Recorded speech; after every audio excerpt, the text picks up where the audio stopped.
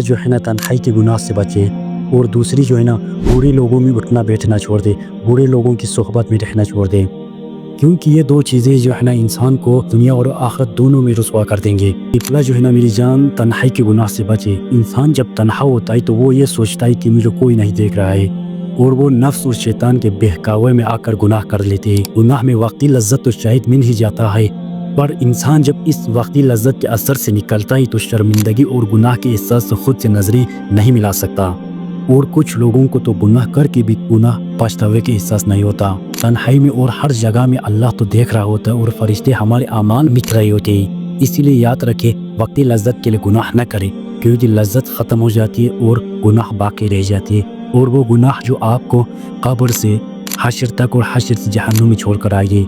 जब तन्हाई पाक होंगे तब भी दिल में ईमान की हथौती लज्जत आशना होगा मेरी जान। तो दूसरी बात जो है ना सोहबत की, नबी करीम सल्लल्लाहु अलैहि वसल्लम का इरशाद है कि आदमी अपने दोस्त के दीन पर होता है।